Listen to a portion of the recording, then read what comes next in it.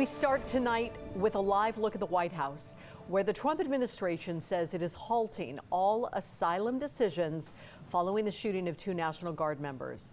Here's WJLA's Tom Rousey with the latest on the suspected gunman, who is now facing much more serious charges. In light of the death of one of the 2 National Guard members shot nearby here on Wednesday, the suspect is now facing far more serious charges. People want justice. People want accountability. West Virginia Governor Patrick Morrisey among many calling for that. On Friday, U.S. Attorney for D.C. Jeanine Pirro said charges against suspected shooter Rahmanullah Lockenwall will now be upgraded to first-degree murder after the death of Sarah Beckstrom.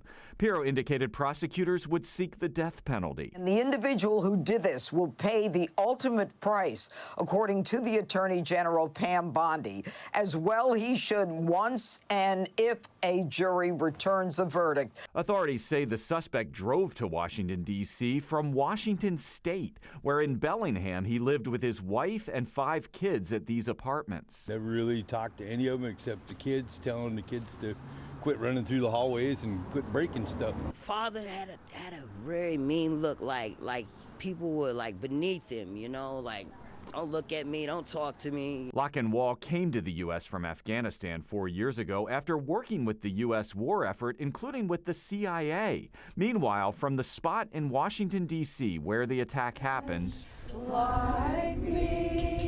to Webster Springs, West Virginia, the hometown of Sarah Beckstrom, many are praying for her family and for fellow National Guard member Andrew Wolf of Berkeley County, who President Trump said Thanksgiving night was fighting for his life.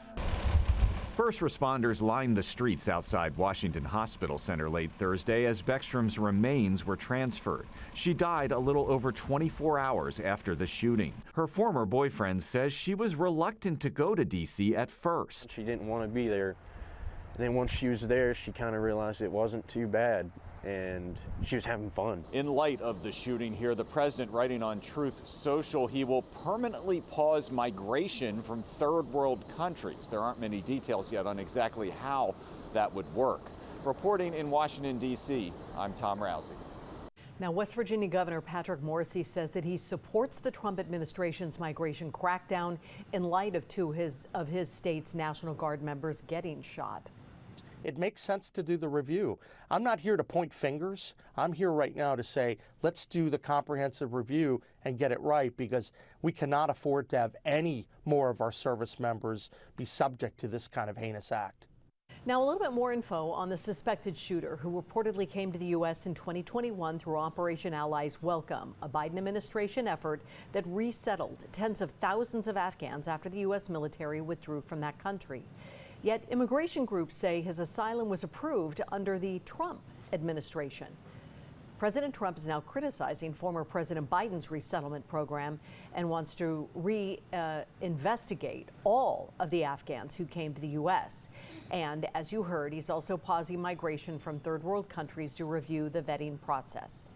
The Treasury Secretary says the U.S. is cutting federal tax-based benefits for undocumented immigrants. Secretary Scott Bessent says that he is acting on orders from President Trump to reserve the programs for U.S. citizens only. Secretary Bessent says that the Treasury Department will propose regulations clarifying aspects of the Earned Income Tax Credit, the Additional Child Tax Credit, the American Opportunity Tax Credit, and the Savers Match Credit. It is the administration's latest step in tightening benefit eligibility as part of its border immigration enforcement agenda.